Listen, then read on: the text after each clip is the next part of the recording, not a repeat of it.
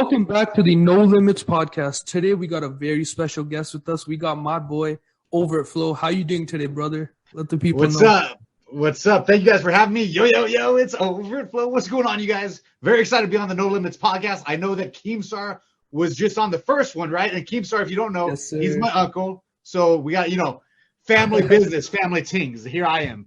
Brother, I love the energy. And let's get right into it, man. Please. I want you to give us like a brief overview of who you are, what you do to the people that might not be familiar with you. Okay, so my name is Overt or PJ. I started doing Call of Duty montages way back in like 2010, and I was inspired by a bunch of the guys, the OGs in the community, the Optics, the FaZe clans, all these people. I did that for a few years. I was working at GameStop at the time, and my GameStop videos started to go viral. From that, I ended up getting a fight on the Logan Paul KSI boxing card. I fought against FaZe Sensei, and since then I've ran a bunch of different brands. I've helped manage a lot of different creators and influencers. I'm one of TikTok's gaming people over there, so I have like close to 2 million followers on TikTok. I'm involved in the whole social media gaming space is the best way to put it. Yeah, that's awesome, man.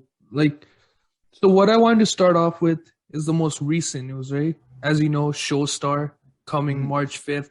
You were supposed to be on that card. I wanted you on that card so badly, man. Thank you. And let's talk about it, man. FaZe K, that's who you were supposed to fight. What went wrong? Like, why are you not fighting him, bro? Okay, so there's a lot of stuff. Obviously, I talk with a lot of these people, and I never want to be the guy to burn bridges or do anything wrong. So I'm going to try to give you as much as I can without saying too much, right? Because obviously I was talking to the Showstar guys. I'm talking to all these people behind the scenes. And what happened here's what happened. They hit me up. They asked me if I would be a part of the event. I'm going to move you over here so I can look at you. Here we go. So they asked me to be part of the event. And they offered me a couple of names. They offered me a couple of guys. And for me, for what I want to do, these guys didn't make a lot of sense to me. And I think that they were honestly trying to put together just another couple fights for the card to kind of round it out. I don't know if they knew anything about me or besides the fact that I had fought against FaZe Sensei, but I do have deep roots in the gaming community. So, of course, when I get this call from these guys and they want me to fight, I start making calls to people and seeing who would potentially make the most sense. Because to me, it makes a lot of sense for me to fight somebody from the same community, right? It doesn't really make sense for me to fight some guy from TikTok that isn't really involved in the same stuff that I am. So I hit up Frazier. I hit up a few guys, but Frazier was the one who really was hit me back, and he told me that the fight does make sense because obviously you have him, OG FaZe member. I have a lot of love, a lot of respect for Frazier. And then I've been involved in the gaming scene for so long. I know all those guys are family to me. I've worked with FaZe on a couple different little projects here and there, and I think the storyline just made so much sense for the gaming community. It'd be like a fight for the fans. For the gaming community, gaming OGs know who I am. Obviously, everybody. Frazier is incredibly popular. Jarvis, incredibly popular. So that's it just made a lot of sense to both of us. With the whole Showstar event, though, what ended up happening is I think that they were looking for a smaller fight, and they ended up getting this really big fight, potentially, right? Me versus Frazier is a much bigger fight than I think they anticipated, and I think that there just wasn't room for them to make it make sense on this card as far as their budget was concerned and as far as what they're trying to do, because they're really just dipping their toes in the water. And if this one does well, I'm sure that they'll have another event, maybe later this year even, that maybe me and Frazier would make a lot of sense as one of the main fights, maybe one of the top two fights on that. It will give him a lot more time to train. Who knows? Maybe Money Kicks versus Jarvis, Frazier versus or FaZe K, Frazier K versus Overtflow. Maybe we get some other guys on there. Maybe we see a return of FaZe Sensei. Who knows? I have no idea. But that's kind of what happened. So I hope that explains it. Yeah, no, that explains it for sure. You're right. That actually is a really big fight. I think they replaced it with guys like Stromedy. No offense to those guys, but you guys have a bigger name than them. Talking about KSI versus Logan Paul 1, bro, you fought FaZe Sensei. At the time, the best fighter on the card. That takes balls, man. I respect you so much for that. Bro, that day, Sensei would have beat Jake Paul, Logan Paul, KSI, all of them. And bro, you fought your battle. I know you got dropped by that nasty body shot, but bro, you have nothing to be ashamed of. And I would love to see you back in the ring. Thank you, bro. Yeah, I appreciate it. And I agree with you, man. And I always say this. I always tell everybody this because I cannot like sing Sensei's praises enough, bro. That day on that card, that man would have cleaned up every single person on the card. He would have beat Deji. He would have beat Jake Paul. He would beat Logan. He would beat KSI. He was on that card the best fighter. And on top of that, I believe at the time he was the only professional fighter on the card. He was a professional kickboxer at the time. Yep. And so he was the only pro fighter. He had multiple opponents that were supposed to fight him that ended up pulling out. And so at the time I was actually living with Keemstar. I was living with him for like maybe the first part of 2018. And so I was just talking. Yeah, I was talking to Keem like all the time about this. And, Keem was like, man, I don't know if you could do it over, but yeah, go do it. Go do it. My money's on you. I think that him and Banks had a bet where Banks bet $1,000 on Sensei and Keem bet $1,000 on me. And I was like, yo, Keem, I appreciate the belief, buddy, but here's the facts, man. Is Keem up the bag. Sensei's been doing the striking thing since he's been able to walk, okay? There was nobody that day that was going to beat him. That's just the truth, man. And I'm more than happy to get out there. And you know what? It gives me – I appreciate the respect from you guys because a lot of people would – and he obviously had opponents that are more trained than I am in striking at least that – ended up backing out. He had 2 or 3 guys back out of the fight after they told him yes. So, shoot, man, I'm just happy to get out there and do it. It was honestly one of the most fun nights of my life.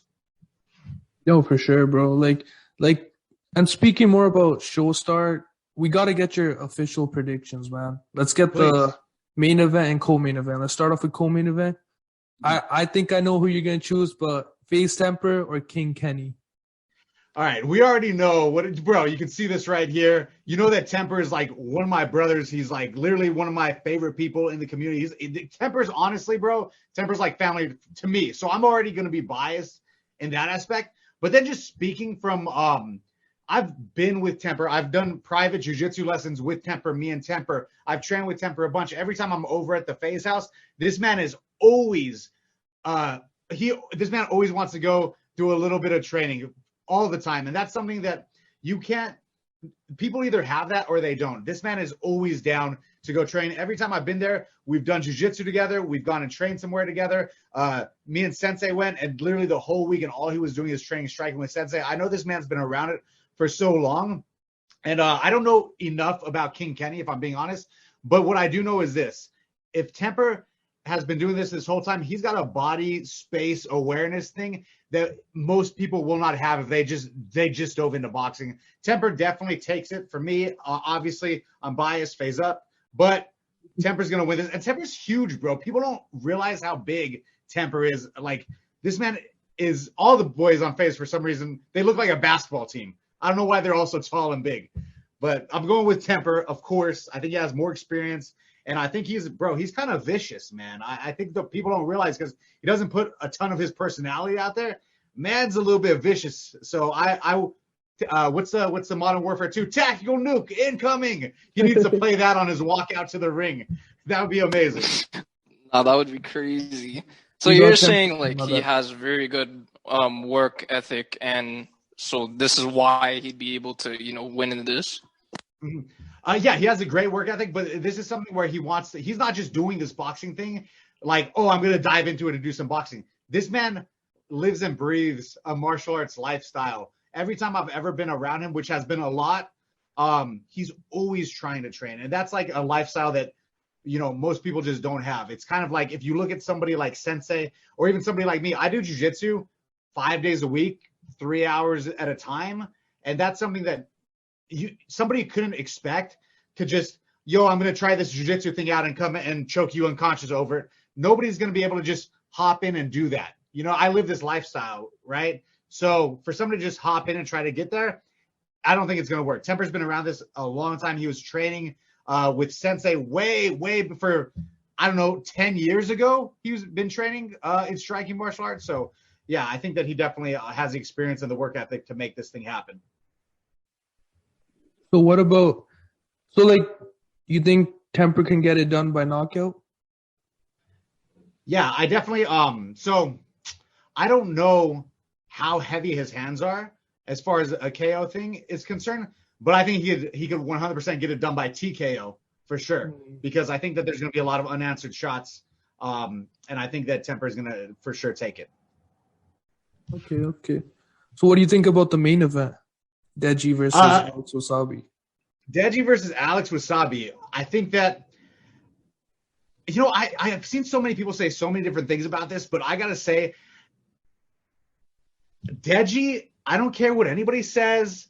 The fact of the matter is this man has some sort of weird natural talent that he has not lived up to his potential, right? So the man has like a natural talent.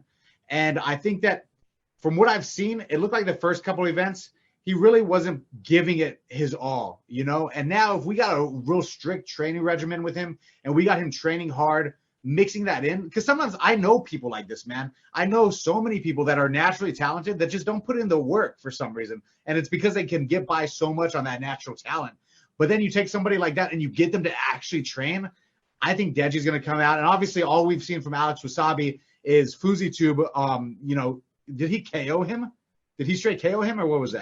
He dropped him, right? Yeah. So all we've seen from Alex Wasabi is really that, and then a little bit of training footage here and there. So we don't have enough tape on Alex to really break him down, I think. But what I have to say is talent. What is it? Hard work beats talent when talent doesn't work hard. But What about when talent is working hard?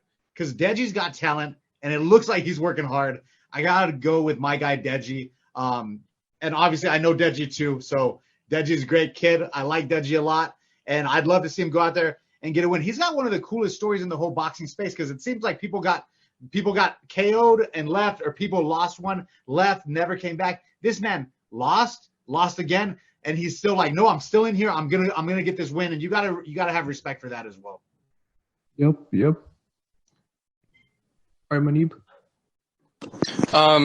Yeah, so moving away a bit from the fighting and the boxing aspect. So I want to talk more about the gaming side. So you have a lot of connections to FaZe Clan, but what is your actual link to FaZe Clan? How did you come to know about them so much?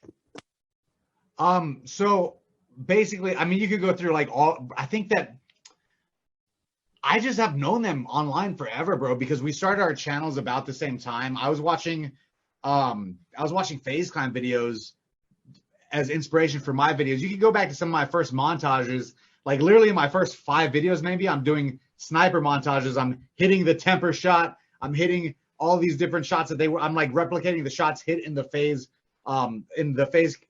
FaZe ill cams and all that stuff, all those videos, all those trick shots. I'm replicating in my montages.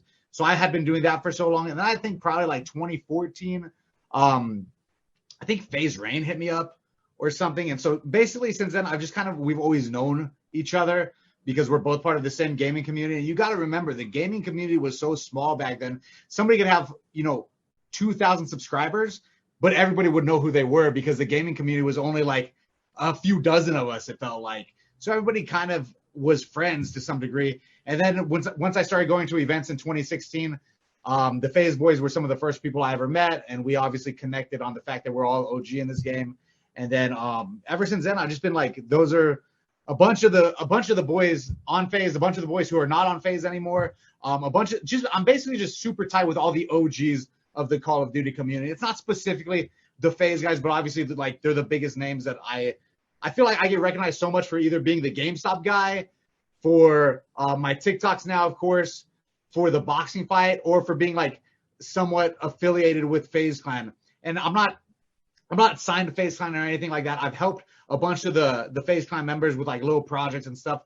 I've helped just a bunch of behind the scenes on some things, but basically I would consider myself just family and friends with a lot of the boys, a lot of the OG boys from the Call of Duty community. We all just been in this so long that we all have a respect for each other.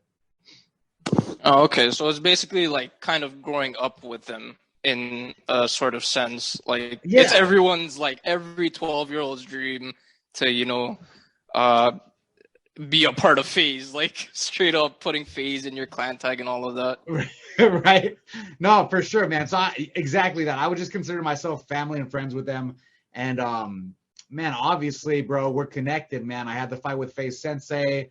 I've done so much shoot, you can find videos on my channel from 10 years ago, bro. Obviously hitting the FaZe shot, or just doing stuff around it. I think I have a video of me jumping off of a wall, hitting a real life trick shot for a phase 5. I think I did that for phase 5 or something. Like I jumped off my backyard wall and hit a trick shot on my little brother for a phase 5 thing. So it's just been this whole time. So we just all known each other. It's just funny stuff, man. Okay, yeah, that's cool. A little bit more about the gaming aspect. So, Activision isn't releasing their COD in 2023, I think, and but Modern Warfare is still coming out in fall. So, what are your thoughts on that? So I'll say this, man. As a Call of Duty guy, like Call of Duty is kind of the thing that, bro, my life would be drastically different if I didn't become obsessed with Call of Duty and play it so much. You know what I mean? I'd probably be not having this conversation with you. I don't know where the heck I'd be, but I love Call of Duty. I'm definitely a Call of Duty like fanboy. And I mean, the yearly releases is something that is like, bro, it's like saying that like Christmas or freaking any other holiday is canceled this year and it's not going to be around until next year. Like, what is that, bro? I don't know. Call of Duty to me is a holiday. The Call of Duty drop, the Call of Duty release day is a holiday to me, you know? So for them to move that along, I got to say this. It could end up very good, right? It could end up in this spot where we're getting an even better Call of Duty every 2 years or whatever it is. It could also be bad because imagine this Call of Duty that comes out is not that great. This one's not one of your favorites. Instead of just waiting until next year for another one, you're going to have to wait 2 years. That's insane. And for the most part, if a Call of Duty comes out and it's bad, you still like it for the first few months. So really, realistically, you're only taking like, if you hate one of the games that came out, you're really only like playing a bad game for 6 months before the next one is dropping the beta and all this stuff. Now that big long gap, all these games better be bangers. Otherwise, it's going to be tough to deal with. You know, that's how I'm feeling. Yeah, that's kind of like the thing. Like they release a COD every year, but if they're waiting 2 years this time, then you know people have high expectations from this one Call of Duty. So it really is like a hit or miss with Activision. Bro, that's exactly what it is. It's either going to be really good or really not good, right? So it's either like, man, they crushed it. This game's amazing. Or it's going to be like, I don't really like this one. I guess I'll wait 2 years for another one. So it's like, it's good or bad, hit or miss. Yeah, no, and like the recent years of Call of Duty haven't been so vibrant. So they really need to step up their game. Otherwise, they're losing a lot of fans in the community. That's going to be tough. And that's the other thing, too, is like if it's not a good game, if the game that drops is not fun or it's not, it doesn't engage the community enough, I think that you're going to see like an exodus of people to other games, you know, because if somebody's a Call of Duty fan, they can wait. They can tough it out for 6 months, especially on YouTube, especially your favorite Call of Duty YouTubers, you know, FaZe Swag or any of these guys, all the Nuke Squad boys. If any of these guys end up not liking a new Call of Duty, it doesn't matter. They'll tough it out for, you know, a little bit of time, 6 months, 8 months until they can start like playing up the new Call of Duty. But if they don't like it, I think you're going to see more gamers than ever like go to a different game, right? So if they don't like this Call of Duty, you're going to see people picking up a different genre, or you're going to see people switching completely over to Apex or Fortnite or whatever it is, because there's just going to be so much time in between the game releases. Yeah, for sure, for sure. Honestly, like I've myself moved away from the Call of Duty community because like the games haven't just been what they were, you know, a couple years back.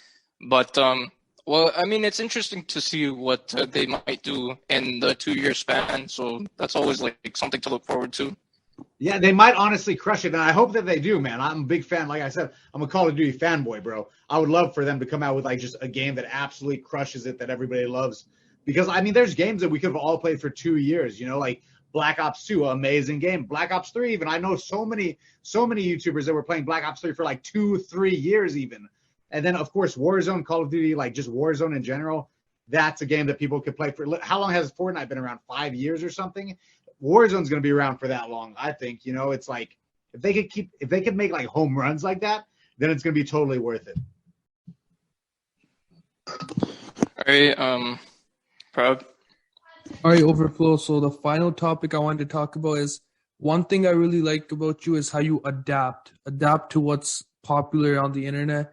Like you said, you started off with people calling you as the GameStop guy. You got in links with FaZe Clan, and then you did the boxing when boxing was popular, right? And now you do TikTok. TikTok's like running this social media game, right? How has it been like transitioning to TikTok? Because as you know, like people like nowadays might know you as like the TikTok guy, you know? Like how has Yeah. that been? I appreciate the questions, man. I've done a lot of these type of little podcast interviews, and I feel like a lot of people just have such general things, and I feel like you really did a little bit of homework, and I appreciate you, man. It makes me feel Thank you, appreciated. man. So thank you, bro. We're new, we're small, so I really appreciate that. Of course, bro. So as far You're as the the star, TikTok man. thing, not even, bro. But I appreciate it, man. As far as TikTok is concerned, man, I think that I got on the wave early, right? So I was part of I inked a little deal with them in May or April of 2019. I saw the platform. I was like, this is interesting, and I knew that Musically had always been big, and now they changed to TikTok, and they wanted to adapt more things instead of just the lip syncing dancing videos. They really, and even though now I think still there's a lot of people who are like TikTok the dancing app, but it's becoming more and more mainstream. They wanted more people on the app to do more things like these, gamers and comedians and all this stuff, much more than just the singing. And so I ended up doing that. And I was like, I'm just going to do this deal. I'm going to post the videos that I'm supposed to post for it. And then that's it. The first week of me posting on TikTok, I had 10,000 followers. The first month, I had 100,000. The first year, I had 1 million. So to me, I had never had growth like that.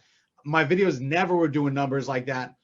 I was never getting brand deals the way that I was getting brand deals on TikTok. And I got to say, TikTok as a platform has been the best platform I've ever been a part of. And they've been the best to work with. They're super, they back their creators hard. So like if you're part of TikTok, like so much stuff in here, this hoodie that I'm wearing right now is literally a TikTok hoodie that they sent me. Like YouTube's never sent me anything besides the play button that I earned, but I got a play button from TikTok. I got merch all day from TikTok.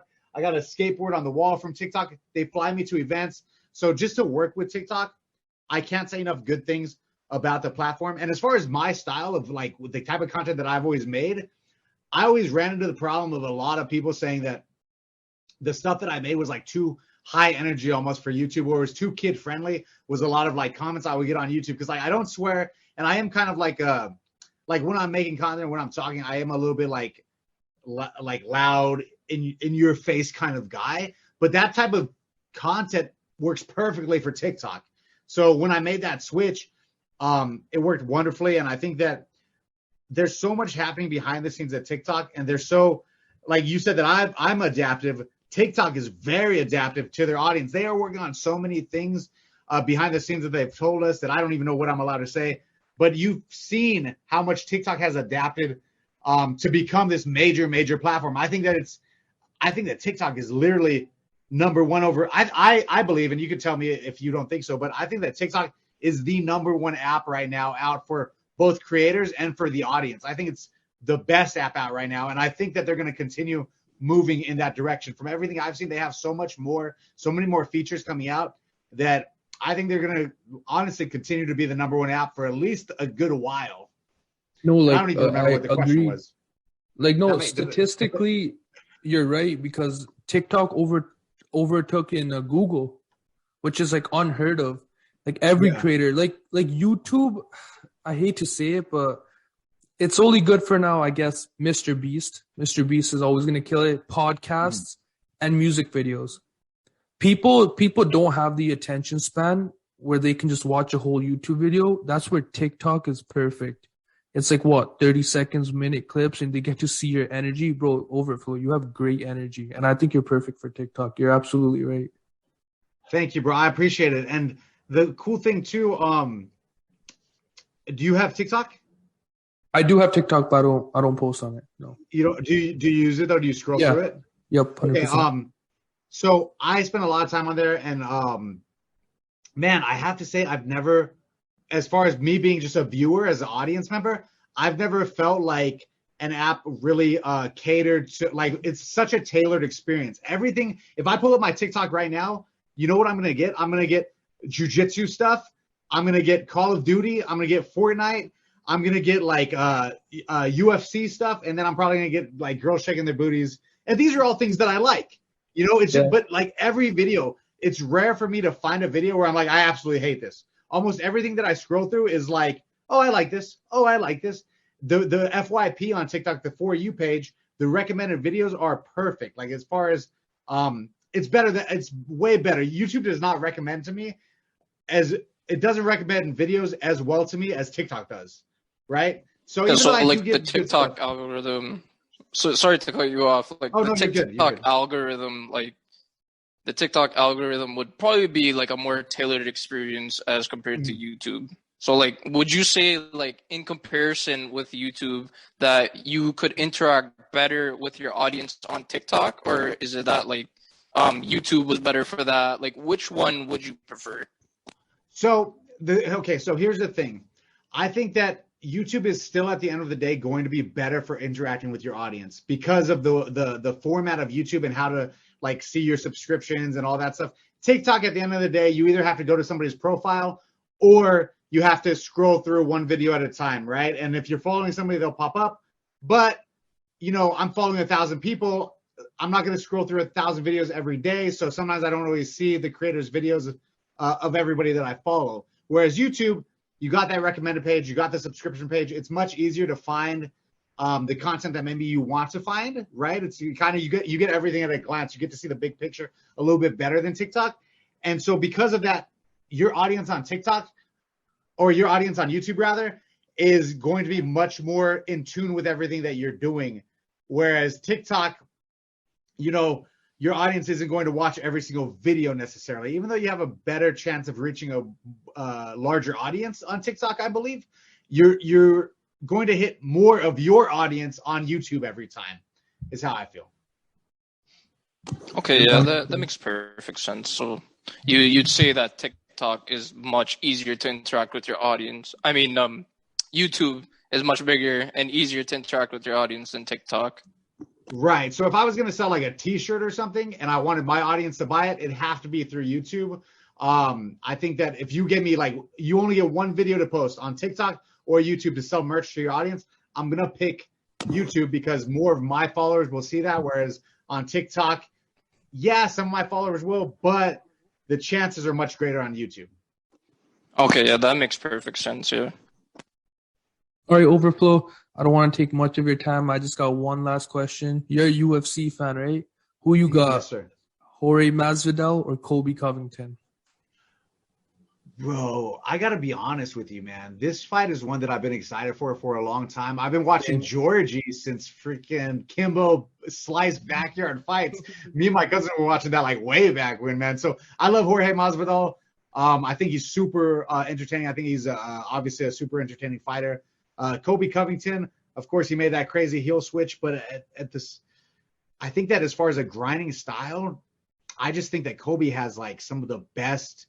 He has one of the best styles for dealing with somebody. It may not be flashy or exciting necessarily all the time, but that like wrestler style where you can just grind somebody down seems to be just so incredibly effective. If you had to ask me, like, I like Jorge more, but I think that Colby might take this one. Agreed. Great minds think alike. I do think Colby Covington wins that fight. All right, brother. Thank you for coming on. I think this was a great podcast. It was so nice meeting you. Hope to talk to you in the future as well. Goodbye, man. Have a good night. Awesome. Thank you guys so much for having me on. I appreciate it. Your second guest of all time right after Keem. That's beautiful. Let's go. Awesome, bro. Let's go. All right. Good night, man. Awesome, bro. Hey, thank you guys so much. I appreciate you having me on. No worries, bro.